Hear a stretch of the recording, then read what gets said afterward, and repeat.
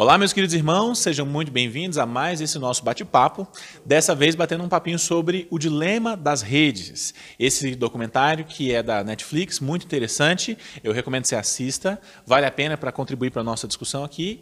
E esse documentário também que foi uma sugestão do nosso querido pastor Lucas Quintino. O pastor Lucas chegou para mim e falou assim: Henrique, que tal a gente fazer um documentário sobre o dilema das redes? E então achei a ideia fantástica, é um documentário muito interessante. Eu espero que o nosso bate-papo hoje aqui enriqueça você, tanto do ponto de vista intelectual e teológico, mas também do ponto de vista prático, tá bom?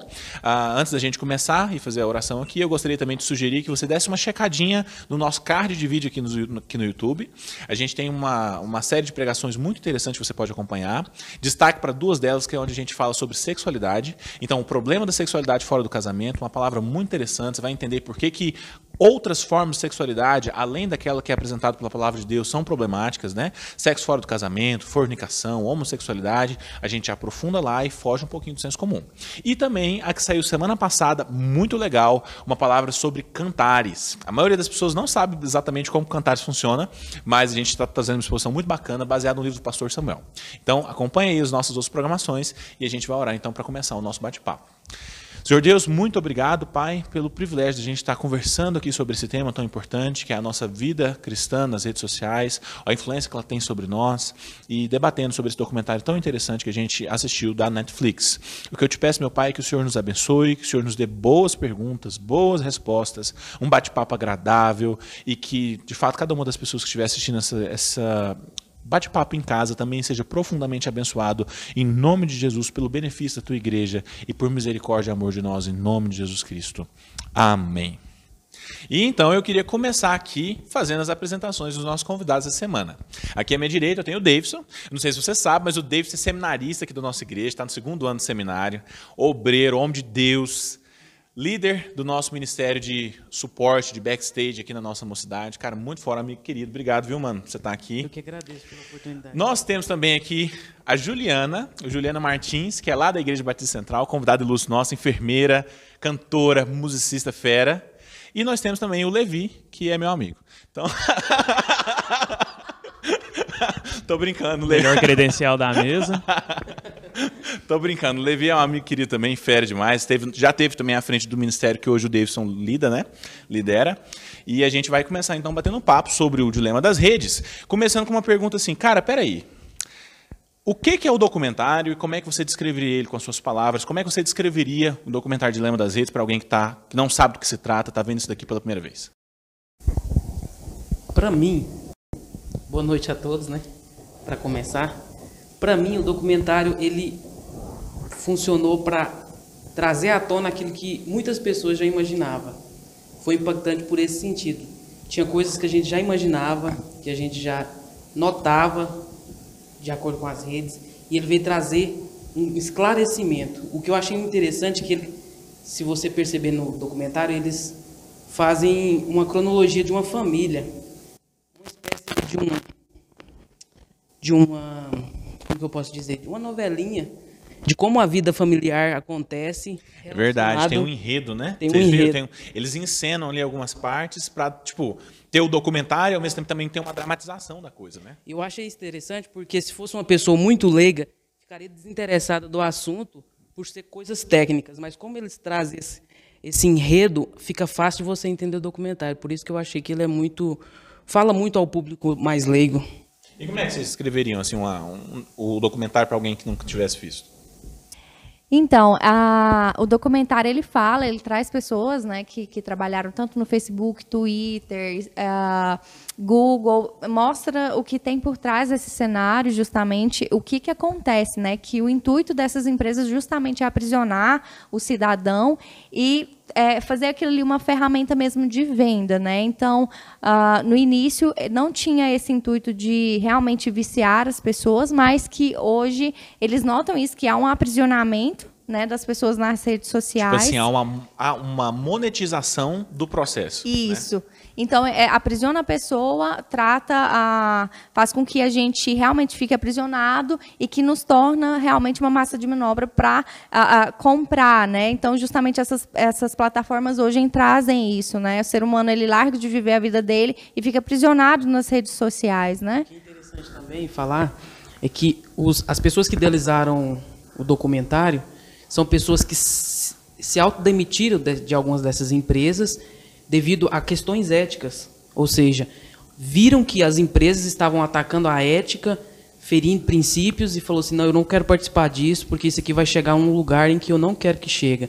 Então, parte desse pressuposto a criação também do documentário. Sim. Né? Não, e assim, eu achei interessante, né, quando eu vi lá, quando assisti o documentário pela primeira vez, que estava escrito lá, fulano de tal, designer ético. Eu falei assim, o que o designer ético faz? Ele desenvolve a ética do processo, né? Mas faz sentido, né? Justamente porque você está lidando com uma coisa diferente, né? E se você tivesse que listar aí, os 3 momentos mais impactantes do documentário que mais marcaram vocês, quais seriam e por quê? Eu acho que o que eu menos gostei foi o finalzinho. Porque assim, algumas partes do finalzinho. Porque, não sei, parece que ele faz um apelo para outra regulação e assim, como se o governo fosse salvar todo mundo com regulação dos aplicativos. Mas a gente sabe que se o aplicativo quiser, ele vai burlar aquilo de qualquer jeito, como já faz. Tipo, tem alguém que sugere imposto, né? Não, porque tem que taxar o dado, porque se taxar o dado... A empresa que tiver mais fluxo de dado vai ser mais taxada, assim, uma coisa completamente... Henrique, você falando que chamou atenção no documentário.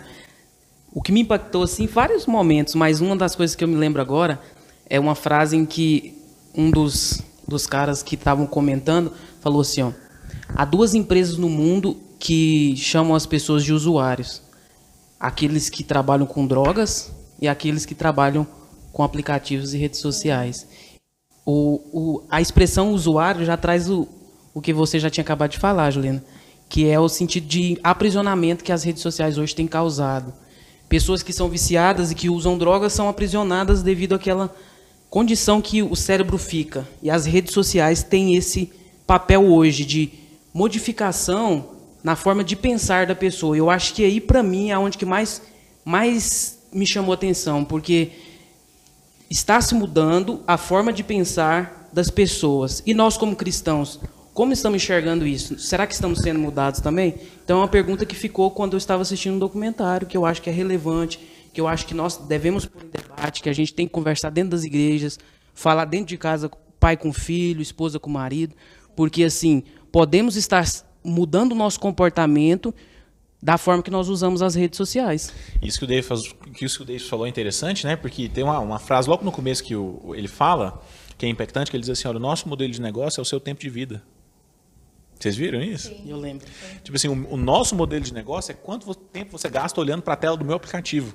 E o intuito é esse, né? É quanto mais tempo você gasta ali e como que a ferramenta ela faz para te aprisionar, né? Então, os algoritmos mesmo que eles trazem, né? De justamente ali a gente está rodando aquele dedo, atualizando o feed e os algoritmos sempre traçam o seu perfil e mostra aquilo que vai te aprisionar. Então, eles falando assim que essas próprias máquinas conhecem mais de você do que você mesmo, né? Então, isso foi algo também que eles falaram.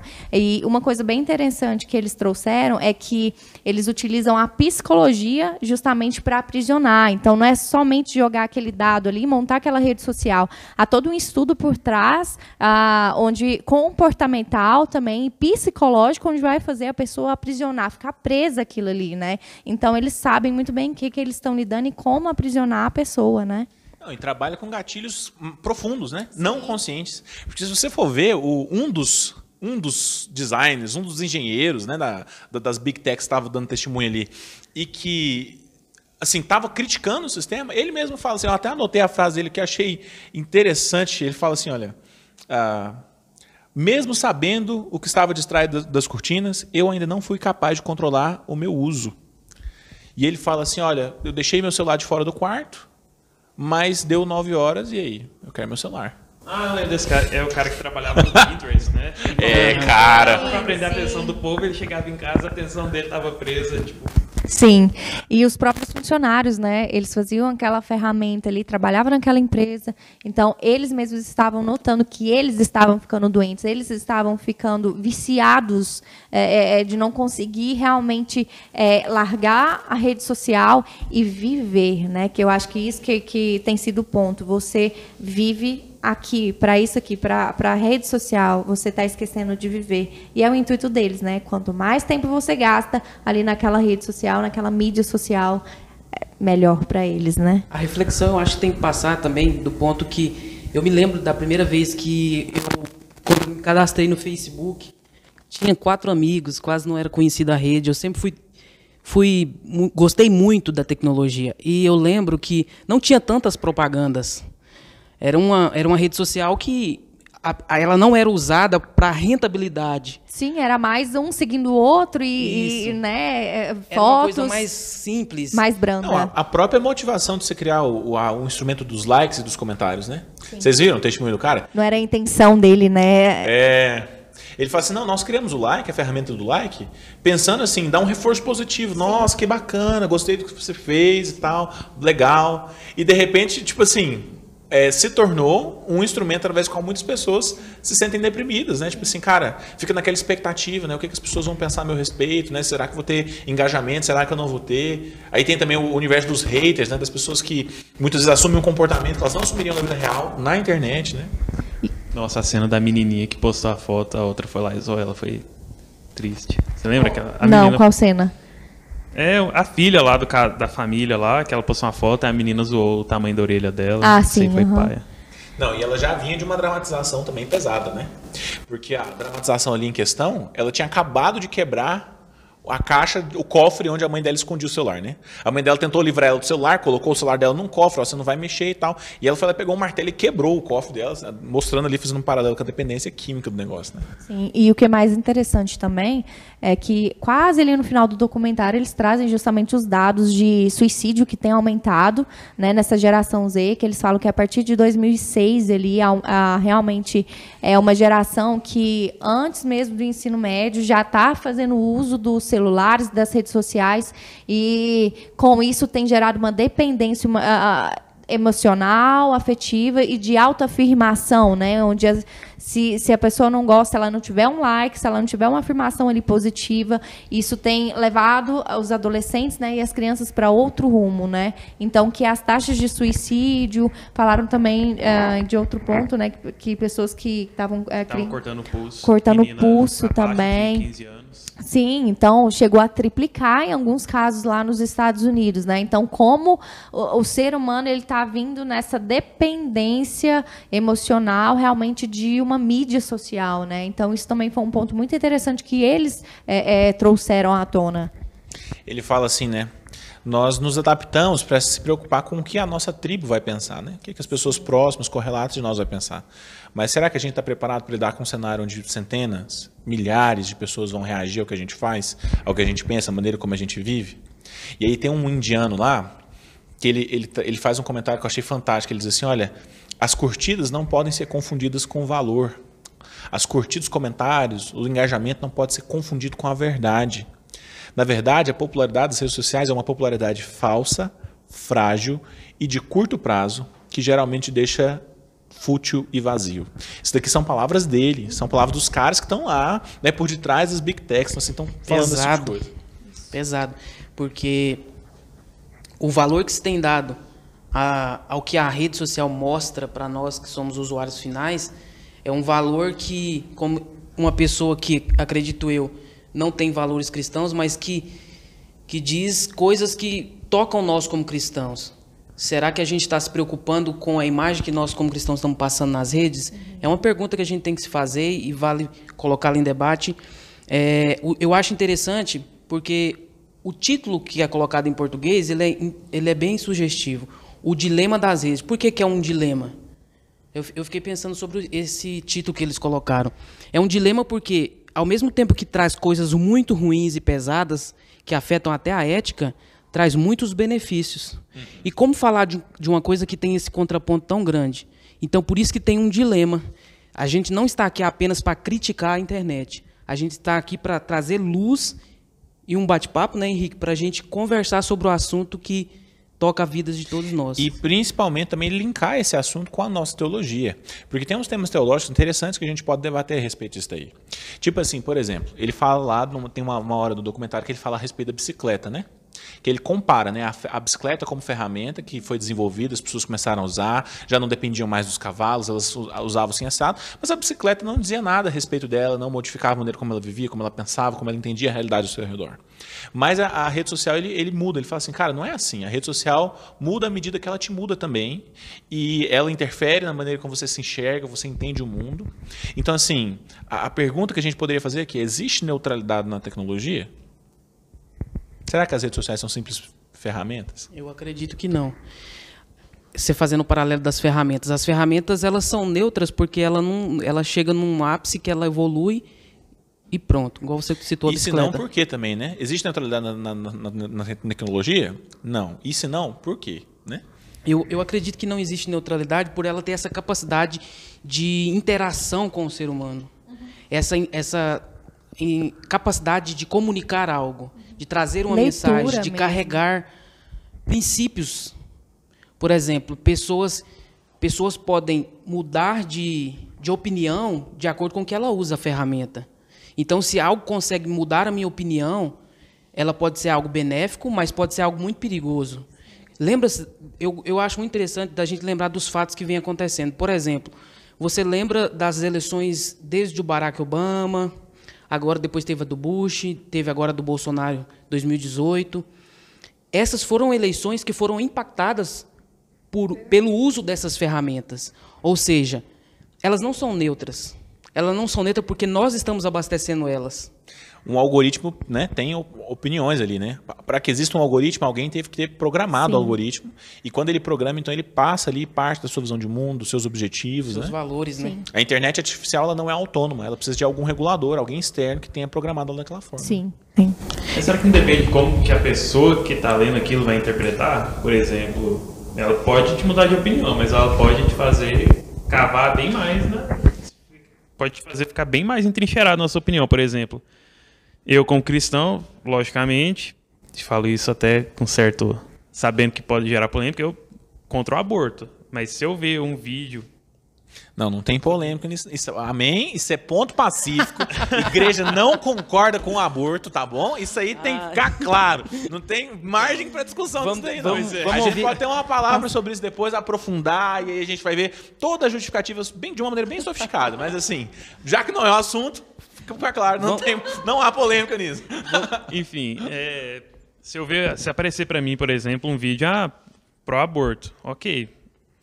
Pode ser que eu assista, mas eu assistindo aquilo, eu não acho que vai, tipo, literal... Não, eu acho que realmente pode mudar minha opinião, mas não necessariamente vai. Então, acho que essa neutralidade das redes, eu acho que também depende muito do usuário. Não, mas pois é, aí o que o David está falando, que eu acho que pode, né, como uma resposta que você está colocando aqui, é mais ou menos o seguinte, é como a Rússia, como eles falam lá no documentário, que a Rússia influenciou as eleições dos Estados Unidos. Não é que ela começou a mostrar coisa democrata para gente republicana, porque eles queriam que fulano fosse eleito, ou o contrário, né, mostrar coisa republicana para democrata. Na verdade, a ideia era a ideia do reforço pelo dinheiro. Então, tipo assim... Ideia do reforço positivo. Foi polarizar mais. Polarizar mais pro lado republicano. Então, tipo assim, se você pegar lá o Facebook e falar assim, olha, eu quero um perfil da seguinte forma, homem branco, 40, 50 anos, que é terraplanista, que é contra a vacina, que não sei o quê, blá, blá, blá, blá. Eles vão te dar. Milhões de usuários Sim. com esse perfil. E você vai, então, jogar propaganda direcionada que reforça as opiniões políticas daquele cara para ele entrar numa bolha. Então, você entra num vácuo, você é tipo assim, cara, mas... É igual a galera agora, esse é um assunto polêmico. Agora a galera da cloroquina, né? Tipo assim, porque a cloroquina é o remédio. As pessoas estão escondendo a verdade do povo. Como as pessoas têm coragem de esconder a verdade do povo? E tipo assim, isso é um debate científico entre médicos, uns concordam, outros não. Mas a pessoa que está inserida nesse negócio fala assim, como que as pessoas não estão vendo isso daqui? Olha o tanto de informações, olha o tanto de... Olha o Pará, todo mundo no Pará foi criado. Ninguém está mais vendo isso aqui, só eu estou vendo esse negócio aqui. E aí os outros começam a questionar assim, o outro lado, né? É o contrário, fala assim, gente, mas todas as pesquisas científicas estão mostrando que esse negócio não funciona. Nenhum país do mundo sério acredita nesse negócio. Então assim, fica naquele negócio. E você fortalece a narrativa que o cara tá... Bota o cara ainda mais dentro de uma bolha pelo dinheiro, entendeu? Mas no final isso não é meio determinista, não? Se eu falar isso para um cara que tem essa certa opinião, ele vai reforçar mais ainda? Porque parece que, falando desse jeito, a pessoa não tem escolha de acreditar ou não, ou desacreditar no negócio. Isso que eu quis dizer, sabe? Tipo, pode ser que ela seja neutra, porque no final eu escolho acreditar nisso, mesmo apesar do reforço positivo. Mas a pergunta é, como que você sabe o que é verdade? Porque, na verdade, é uma grande guerra de narrativa. Você entendeu? Tipo assim, eles estão te jogando para uma bolha que pode ser uma verdade ou não, ela pode estar conectada com a realidade ou não. E quando elas fazem isso, eles fazem isso com um grupo de indivíduos gigante que, por sua vez, já exerce o papel de agente multiplicador daquele comportamento, daquelas ideias e tudo mais. Que pensa da mesma forma. Da mesma forma. Então, por exemplo, no Brasil talvez isso não tenha tanto impacto, embora teve, mas assim, talvez não tenha tanto impacto quanto teve nos Estados Unidos. Mas nos Estados Unidos a eleição é por... tipo assim, opinativa, né? Você vai votar, é discricionário, você vai votar se você quiser ou não. Então, assim, se você consegue engajar uma galera, tipo assim, cara, estão escondendo a verdade de nós, as grandes mídias estão fazendo isso em ciência assado, de repente você cria um movimento inteiro que vai e a muda, favor. Muda as eleições, né? Entendeu? Eu separei uma frase aqui de um funcionário do Google que estava no documentário. Só fazer um comentário aqui, eu não tô emitindo um juízo de valor, beleza? Eu estou tentando descrever como que é o processo, né? A parte mais mecânica, né, mais técnica por detrás do negócio. O que eu quero dizer é que o Tristan Harris disse o seguinte: não é que a tecnologia em si é uma ameaça existencial, é a capacidade que a tecnologia tem de trazer à tona o pior da sociedade, e o pior da sociedade é uma ameaça existencial. Essa frase eu achei interessante porque, se eu fosse colocar um nome no documentário, eu colocaria o dilema do pecado nas redes. Porque o que ele fala que traz à tona aqui, nada mais é do que o pecado que existe em cada um de nós. Só está sendo mostrado de uma forma mais ampla. Ou seja... Ele amplifica, né? Ele amplifica aquilo que a gente já carrega dentro de nós, que é o pecado desde Adão e Eva. Então, hoje nós temos visto que o pecado tem sido mostrado de uma forma escancarada. Quando a gente olha e fala, as redes sociais não é neutra, é porque nós o abastecemos de conteúdo e muitas vezes esse conteúdo é manchado pelo pecado. E isso faz com que a gente olhe com ela com aversão, em certo sentido, é claro, né? O que eu acho é que exacerba, potencializa aquilo, eles têm trago aquilo de pior, né? Muito das vezes. O que eu achei interessante também numa fala, que traz no documentário, é que eles falam que nem eles sabem o que é verdade e o que é mentira. Aonde vai poder chegar tudo isso, né? E aonde que vai trazer isso? Então, eles não estão ligando para o que é verdadeiro ou não. Não, e o dado que ele traz sobre engajamento? Vocês lembram? Que uma fake news engaja 6 vezes mais do que uma notícia de verdade. E o Twitter nisso também, né? Que o Twitter também, eu acho que são 5 ou 6 vezes mais que falam. É justamente nesse caso do Twitter que ele fala, que propaga 6 vezes mais que a notícia real. Isso mostra o que eu estava querendo falar. Agora, beleza, aí nós vamos naquele esquema de comparar as evidências. Você tem 6 vezes mais informações chegando para você de uma mentira. E uma vez chegando da notícia verdadeira. Então você é muito mais influenciado a acreditar que a mentira é a verdade do que a verdade propriamente dita. E por que ela chega 6 vezes mais rápido? Porque as pessoas que compartilham estão sendo motivadas por algo interior. E o que é esse algo interior? O pecado em nós. Por que nós gostamos tanto de compartilhar coisas mentirosas, não verificar os fatos? Vou dar um exemplo prático para que vocês entendam. Porque é mais interessante. No grupo da família, vocês já participaram de grupos. Vocês já participaram de grupo de família, é claro, né? E no grupo da família compartilha-se muitas coisas que, no meu ponto de vista, não deveriam ser compartilhadas por não se verificar os fatos. É um exercício de cristianismo difícil. Você tem que ser muito crente. Há uma coisa que eu fiz, eu fico muito nervoso e às vezes não falo, não comento, não falo nada. Mas eu cheguei nos meus pais e falei assim, ó, a partir de hoje eu não quero que vocês compartilhem essas coisas sem vocês verificar. Se você tiver com preguiça de verificar, pai, se você tiver com preguiça de verificar, mãe, me peça que eu possa verificar para vocês, mas não faça esse compartilhamento de mentiras, porque você está pecando ao fazer isso. Eu acho que nós, como cristãos, temos que pensar dessa forma. É uma atitude que nós temos que tomar em não fazer com que essas 6 vezes se torne 7. E não fazer com que a mentira seja propagada mais rápido. Só que o grande dilema das redes sociais é que é justamente isso. Para quem compartilha, é a verdade. Percebeu? Ele não tem discernimento de que, de fato, aquilo ali é uma mentira, de que é um engano, é um erro. Ele realmente acredita naquilo, ele reproduz aquilo na esperança de te salvar da mentira. Mas hoje não vai ter mais desculpa, porque eu vou dizer para você. Se você compartilhar algo que você não tem certeza que é a verdade, você está errado de compartilhar. Compartilhe aquilo que você sabe que é a verdade. Verifique os fatos, né? Se você não tem tempo para verificar, pergunte as motivações do porquê que você está compartilhando. Mas aí é a pergunta, vamos verificar onde? E com quem? Não compartilha, então, Henrique. O que não então, interessa para eles é a verdade, né? Nem eles sabem o que é verdade. Tipo assim, se não tem onde eu verificar, eu não compartilho, porque aquilo não tem como eu provar se é verdade. Você sabe por quê? Porque nós estamos vivendo um momento, assim, e isso é sintoma, isso tem tudo a ver com o documentário que a gente assistiu, mas tudo a ver. Isso é um sintoma do que esse ambiente gerou. A gente tem... a gente agora acredita se é verdade ou não, dependendo da fonte que vem. Sim, percebeu? Também. Então, tipo assim, você vai colocar em xeque o que os grandes grupos de comunicação estão dizendo ou não, dependendo de quem falar para você que você deve colocar em xeque. A gente passa até agora os nossos pilares da verdade, os nossos porta-voz do que é a verdade. E se ele concorda com esse tipo de opinião, se ele está falando que aquilo ali que os grandes meios de comunicação, que as agências de checagem de fato é mentira, ele vai acreditar que é mentira. Porque agora você passa a ter esses porta-vozes. E assim, o que a rede social propicia? Ela gera todo um mecanismo de algoritmos e de dados que te fazem ser cercado só das opiniões que você concorda, só dessas pessoas que você considera confiáveis, mesmo que elas sejam ou não. Entendeu? Então você passa a ficar. Você se torna imerso em um cenário, em um mundo, onde todo mundo concorda com você, onde tudo. Né? Onde você acha que aquela visão de mundo é realidade. Você fica numa bolha, né, Henrique? E na verdade exatamente. Eles criam essa bolha, né? Na verdade, até isso. Eles, hoje, numa rede social, se você acredita em tal ponto ou numa ideia, ele vai fazer com que os algoritmos te direcionem, tragam pessoas que também acreditam naquele ponto ali, que aquilo é uma verdade e que aquilo é o certo, né? Então, isso também foi algo que foi mostrado, né? Então, você acaba acreditando que aquilo é, de fato, o que é certo, o que é correto, né? Por isso que a gente tem que usar as redes sociais com aquele olhar crítico. Aquele olhar que, se tem algo que eu estou desconfiando, eu tenho que sair dentro dessa bolha, pesquisar fora dela, para tentar, a partir de coisas que são referenciais de verdade na minha vida, definir se aquilo é certo ou errado. Uhum. Porque quando eu fico só dentro da bolha e não olho com a cosmovisão anterior, eu posso estar sendo enganado Sim. por achar que dentro da minha bolha está tudo ok, né?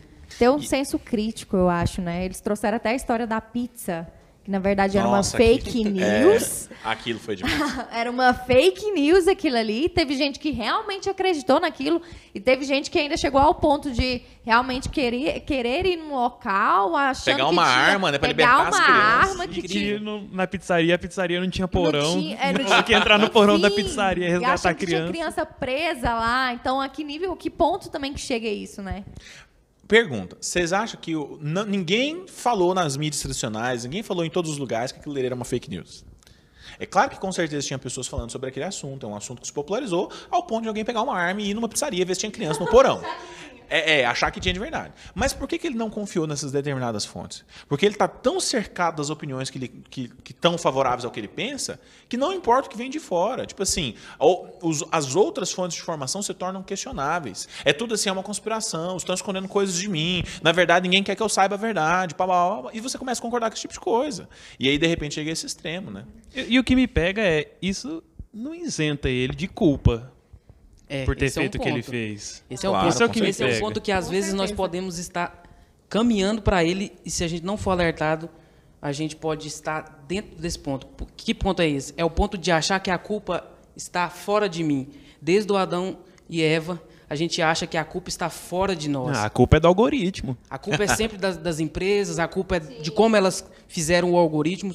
Mas, se nós fizermos uma reflexão, a gente vai notar que muitas vezes, parte de nós esse comportamento extremista, parte de nós esse comportamento...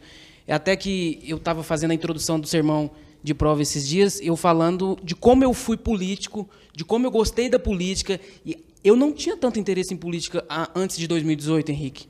Mas a partir daquele momento de boom, de extremismo, meu coração foi tão enfervescido por aquilo que eu comecei a ir aos meus familiares, tentar convencer eles, discutir com pessoas no meu trabalho e levar aquilo às últimas consequências, entre aspas, é claro. Polarizou. Mas eu fiquei polarizado por aquilo. E hoje eu olho para trás e olhando para a palavra de Deus, tentando fazer o sermão, eu vi que aquilo é um tipo de idolatria que eu estava colocando dentro do meu coração que alguém seria salvação para os problemas nossos. E a rede social ela tem essas ferramentas, essas condições de polarização, de incentivo, de reforço positivo, que você também disse, e nós temos que ter esse cuidado de não achar que o problema está externo a nós, mas que ele está interno a nós. Junta-se o problema interno que a gente tem, que é o pecado, que graças a Deus Jesus Cristo já morreu por nós para nos dar salvação, mas também junta o problema externo que reforça todo esse problema. Até porque a rede social ela é um megafone do nosso coração. Sim. Lembra lá,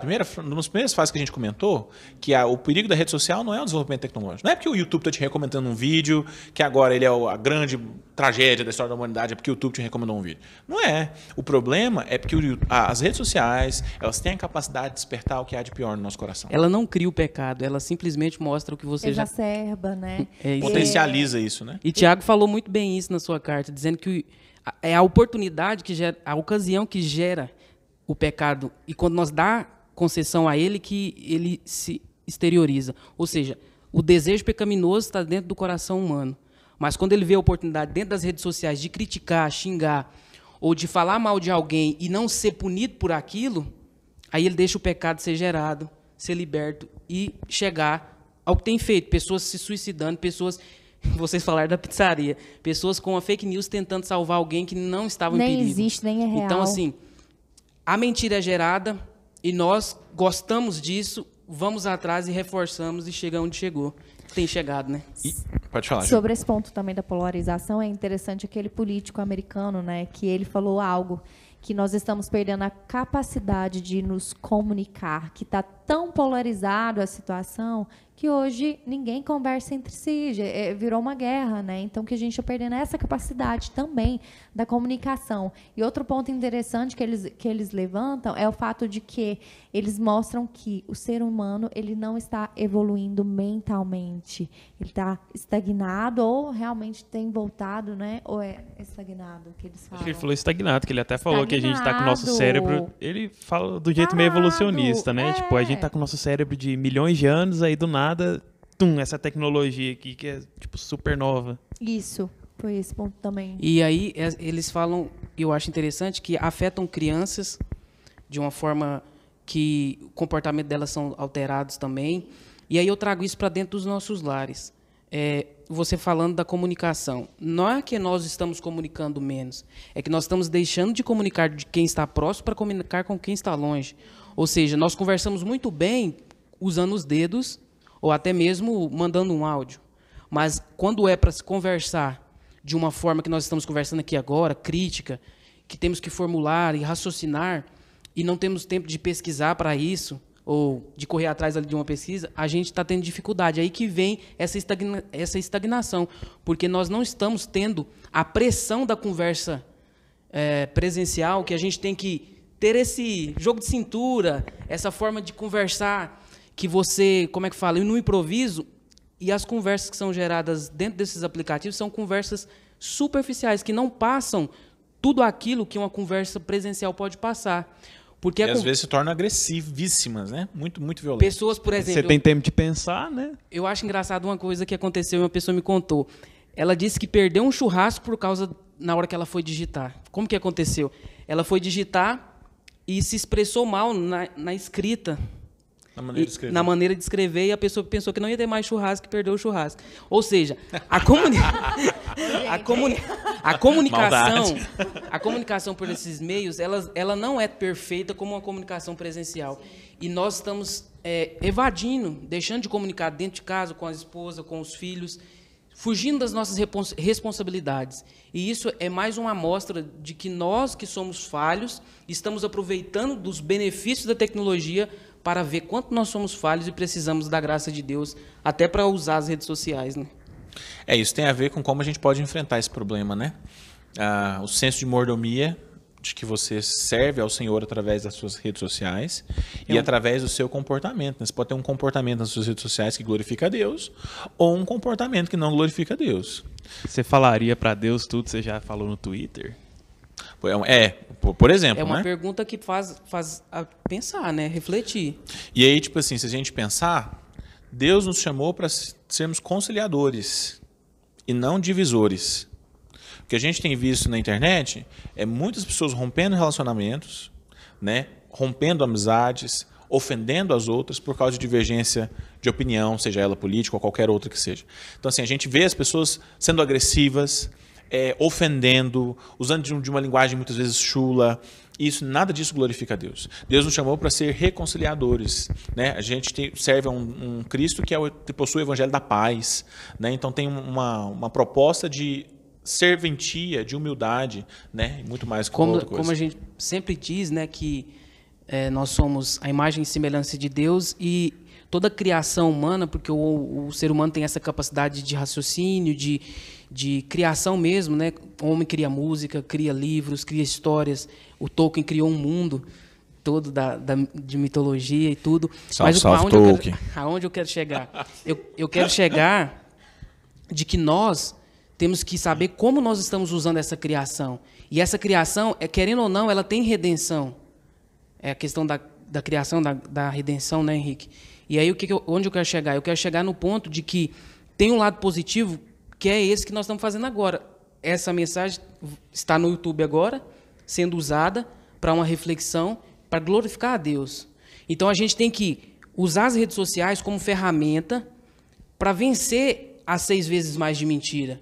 E é interessante a gente olhar para esse ponto, porque se tem 6 vezes mais, de quê? 6 vezes mais do que a verdade. Significa que a verdade está sendo propagada.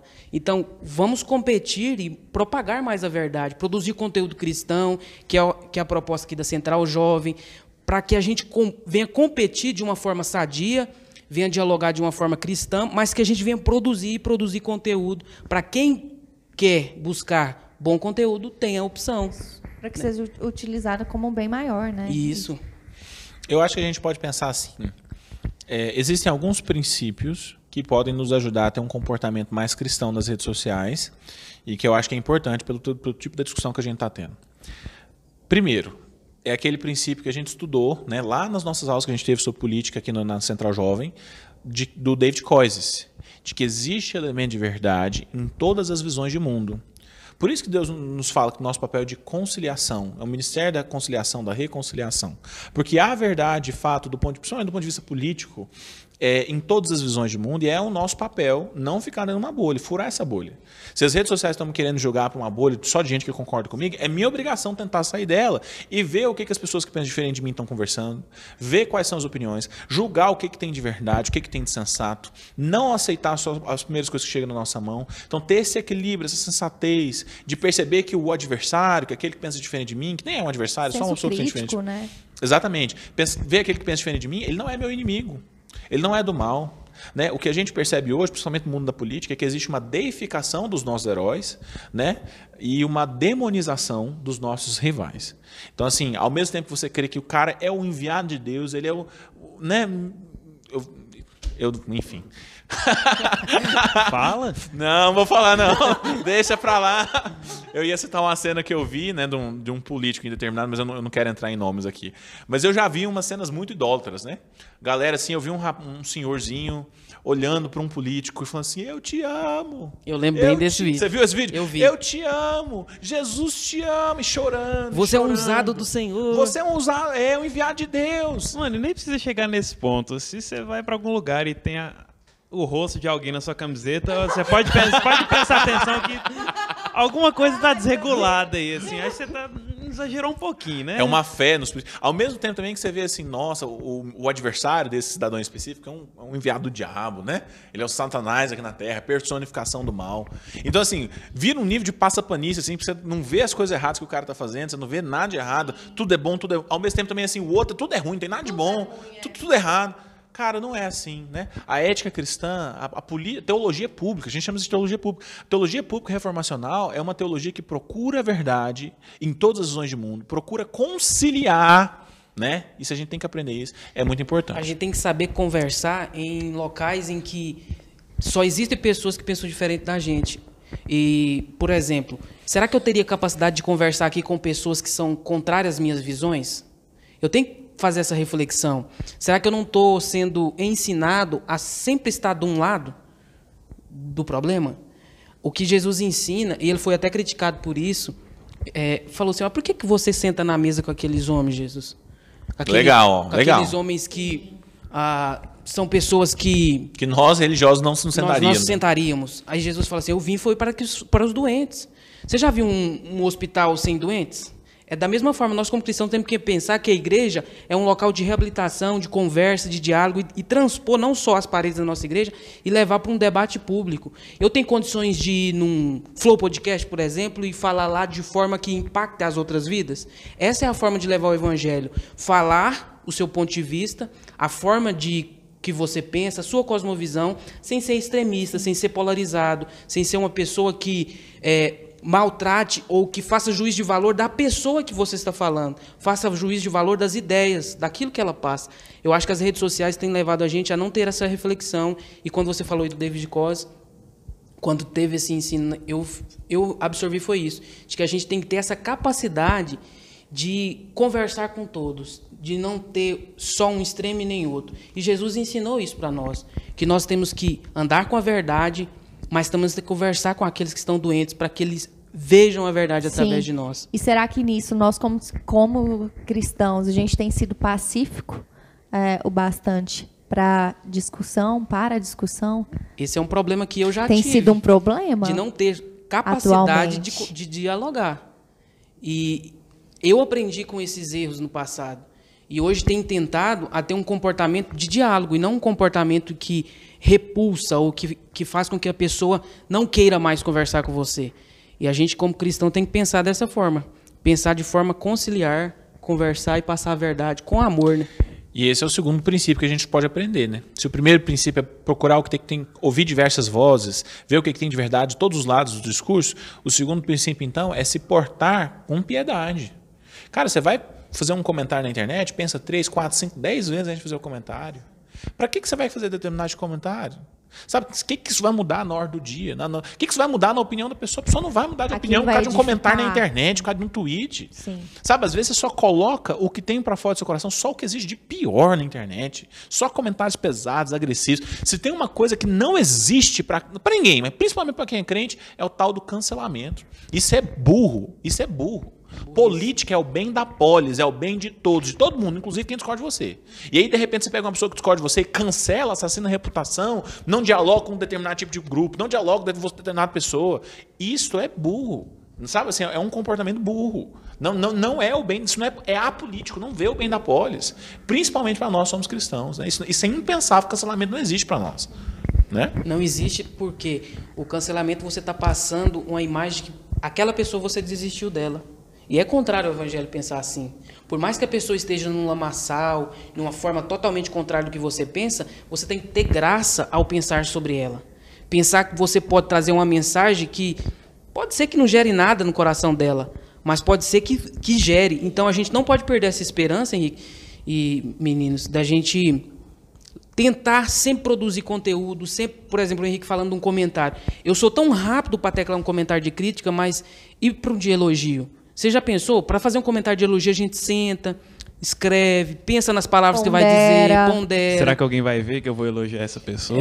Então assim, é muito mais difícil fazer um comentário de elogio ou até de uma crítica, de você olhar diferente para a situação, que nós não queremos nos dar o trabalho disso. Isso demonstra uma certa descrença ou desesperança ou até preguiça de tentar passar a mensagem que nós queremos. Eu já tive esse comportamento de pensar assim, não compensa, mas eu acho que a gente tem que refletir e falar assim, não, compensa a gente lutar para levar a verdade, a mensagem verdadeira, a mensagem do evangelho no dia a dia. E principalmente construir pontos, não barreiras, né? Isso. Assim, Deus nos tem chamado justamente para estar com quem pensa diferente da gente, especialmente se não for cristão. Então, assim, se você fica colocando essas barreiras, como é que você vai conectar o coração? Como é que você vai evangelizar? A gente conversou muito sobre isso no podcast sobre evangelismo, falando assim, cara, evangelizar é principalmente se interessar de verdade pelo outro, que pensa diferente de você, que tem, né, tudo. Eu estava vendo esses dias, né, falando assim sobre redes sociais, eu gosto muito de futebol. E hoje o futebol está migrando da TV para as redes sociais, grandes streamings de futebol. E eu vendo, eu já me preocupei quanto a isso. Vocês falando da luz da graça em todas as coisas. Hoje eu estava vendo uma mensagem falando que o futebol tem o seu quê de redenção. E que muitas vezes atrás eu pensava que não tinha. Então a gente tem que olhar para as coisas e para as criações e analisar o que eu posso agregar de bom nisso? O que eu posso ver com um olhar que vai gerar, vai construir em vez de destruir? Então eu tenho que aproveitar o que nós temos, aproveitar bem as redes sociais com um olhar crítico para que a gente possa, em vez de criticar quem está usando, ensinar a usar bem, né? Exatamente. Ensinar a usar bem. E colocar gatilhos também, né? Assim, ver o que tem de verdade de todos os lados, tomar muito cuidado com o que você escreve para não ofender ninguém, para ser uma pessoa do bem, que escreve coisas boas, que não entra em polêmicas, que foge desse tipo de divisão. E também, assim, vigiar para você não ficar viciado, né? Colocar gatilhos para você não depender tanto assim das suas redes sociais. Ele dá instruções lá, né? Ele fala assim, olha, desliga as suas notificações, né?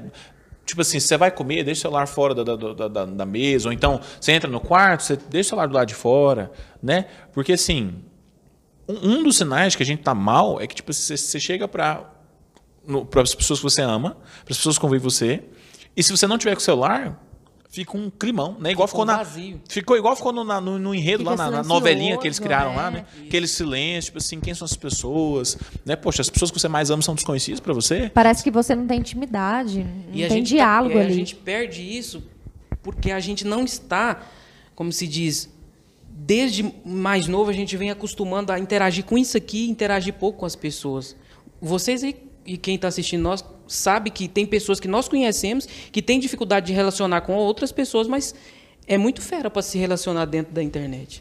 E eu acho que nós temos que tomar cuidado, até nessas gerações que estão vindo, do uso excessivo das redes sociais, do celular, porque cada vez mais, estando vindo de crianças, adolescentes, eles estão mais viciados, dependentes, né, dessa mídia. Então, está crescendo, né? Nós estamos criando seres humanos frágeis, né? Mentalmente, emocionalmente. Então, como que nós também, assim, às vezes, como pais, como irmãos, nós temos olhado para o outro ali e tentado ajudar de alguma forma, né? Eu queria resgatar um tema que a gente começou a discutir, que eu acho que é um tema muito importante quando a gente conversa sobre o dilema das redes, que é a nossa teologia da tecnologia. Quando eu levantei aquela pergunta que a gente estava conversando sobre se há neutralidade na tecnologia, a gente tem uma resposta muito objetiva para isso. Não há neutralidade.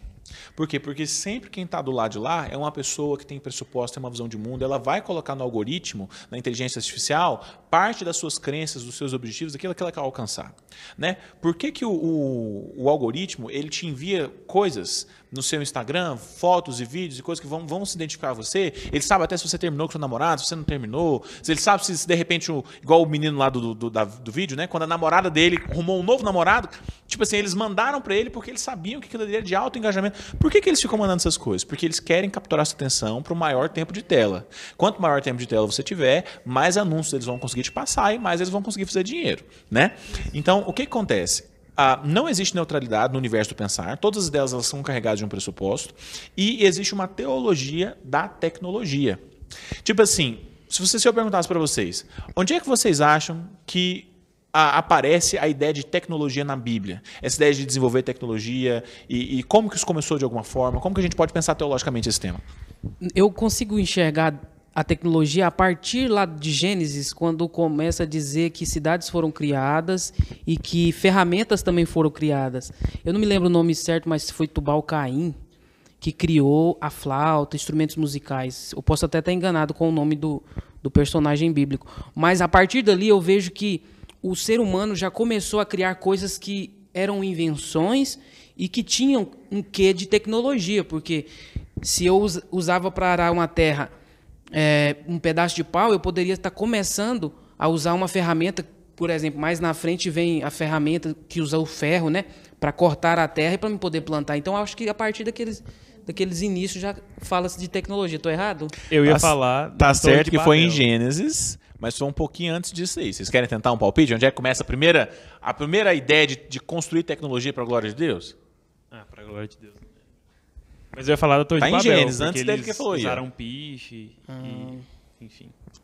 Então, eu não me lembro de um episódio, não. Então, beleza. A ideia é o seguinte. Aonde que Deus fala para o homem que ele é obrigado a construir tecnologia? É lá no Gênesis, nos 3 mandatos que Deus dá para o homem. Deus, quando cria o homem, ele o faz a sua imagem e semelhança, e logo a seguir, então, ele dá 3 ordenanças para o homem diferentes, que são o que a gente chama de mandatos, né? Deus dá 3 mandatos diferentes para o homem. O primeiro mandato era um mandato social. Deus fala para o homem assim, olha, você vai crescer e você vai se multiplicar. Em outras palavras, você vai ter filhos, você vai construir famílias e essas famílias vão se relacionar entre si em uma sociedade. É um mandato cultural, né? Não, esse é o social, o mandato social, de construir relacionamentos. Você vai se casar, você vai ter sua família, as famílias vão construir uma sociedade, elas vão se relacionar entre si. É uma obrigação social do homem de se casar e construir sociedade. Podemos dizer que daí vem as cidades, né? Não. Aí esse é o segundo mandato que Deus dá para o homem, que é o que a gente chama de mandato cultural. Para a gente entender o que é mandato cultural, primeiro a gente tem que refletir o que é cultura.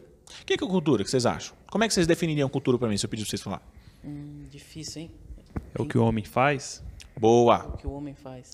Cultura é tudo aquilo que existe que teve intervenção do homem. Vocês já pensaram pensar nisso? Tipo assim, por exemplo, um monte de árvore numa floresta não é cultura. Mas pegar essas árvores e colocá-las dispostas em um jardim botânico é cultura. É uma intervenção que o homem fez sobre aquilo que foi criado. É quando o homem pega a criação de Deus e constrói algo a partir daquilo ali.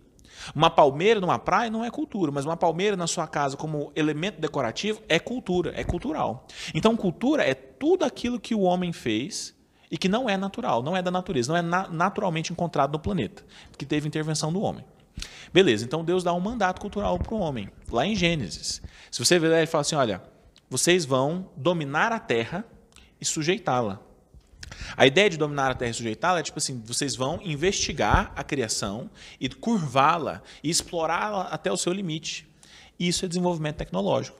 Foi a partir daí que surgiram as cidades. Foi a partir daí que se descobriu a música. Foi a partir daí que se descobriu a metalurgia, né? Logo lá em Gênesis, você tem um cara que forja com ferro, com bronze, não sei exatamente qual que é o texto lá, mas ele começa a mexer com esse tipo de material. Por quê? Porque ele está construindo cultura para a glória de Deus. Então, a obrigação do homem de construir tecnologia é desde o Gênesis.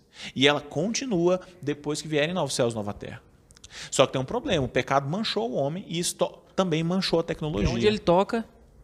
Exatamente. Ele influencia. Aí daí vem a questão de que a tecnologia não é imparcial, né? Então, assim, essa ideia da gente progredir na tecnologia, continuar criando novas coisas, isso glorifica a Deus. É o homem cumprindo a sua responsabilidade de dominar a terra e sujeitá-la. E o problema que a gente vê das redes sociais é a consequência do pecado nisso. Né? A consequência de colocar a mão ali e ter a mancha do pecado que o ser humano... E todas, por exemplo, a faca é uma tecnologia, quando foi inventada, por exemplo. Ela pode ser usada para cortar um tomate ou para furar alguém. Então, assim, a gente tem um lado positivo em todas as ferramentas que são tecnológicas, a partir do momento que são criadas, né? E qual a intenção, né? Qual a intenção? Aquilo ali que foi criado, qual a intenção daquilo Aí parte ali, do ponto de como vamos usar aquela tecnologia que foi criada. Então, e tem uma coisa interessante também sobre a teologia da tecnologia, né, dessa ideia de a gente criar cultura para a glória de Deus, é que ela continua depois da restauração de todas as coisas.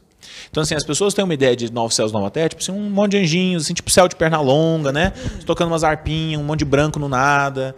E não é exatamente assim que vai ser a vida com Deus. A vida com Deus, em primeiro lugar, vai ser na terra.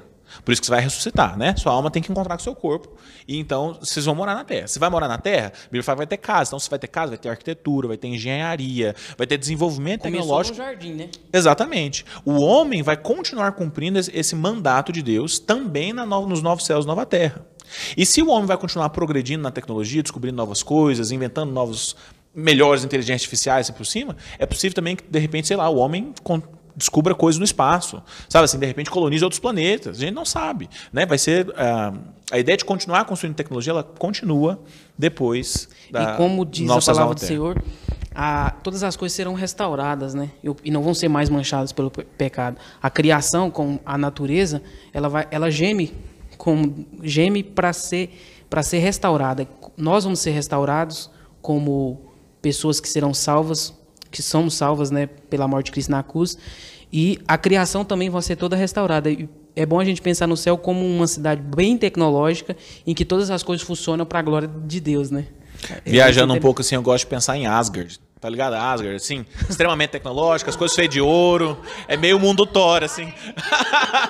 Eu acho que parece um pouco, né? Porque é uma descrição parecida. Tecnologia, as coisas feitas de ouro, mas assim, é viagem, né? Volta, volta. Vamos voltar. Volta aqui pro tema. Senão- Então, queridos, é isso. Esqueci de falar o terceiro mandato, né? Social, cultural, e o terceiro é espiritual. É obrigação do homem se relacionar com Deus. Lembra que Deus fala? Você não vai comer da fruta que está no jardim? Ou seja, você vai depender de mim. Né? Você não vai fazer tudo, você vai depender de mim. Né? Mandato espiritual. Mas é isso então, queridos. A gente conversou um pouquinho sobre esse tema. Eu espero que vocês tenham gostado, aprendido um pouco da palavra de Deus também, não só meditado sobre esse problema terrível que a gente vive hoje nas redes sociais. E o meu desejo é que você seja muito abençoado. Siga aí na gente, nas redes sociais. Ô, Henrique, Compartilhe. Eu acho que é bom a gente falar também que se a pessoa tiver alguma dúvida, quiser deixar nos comentários, Claro. ou uma sugestão de tema, né? Porque a gente está com a ideia de uma semana sim, outra não, ter o podcast. Então, assim, vai que vocês têm um tema interessante e querem nos sugerir. Eu acho que é importante. Claro, com certeza. Fica aí as sugestões, pode mandar pra gente no nosso Instagram, é Central Jovem IPA, você pode comentar aqui nos comentários também. E você é muito bem-vindo. Não deixa de olhar os nossos outros vídeos e a gente fica por aqui, tá bom? Um grande abraço, Jesus te abençoa e tamo junto.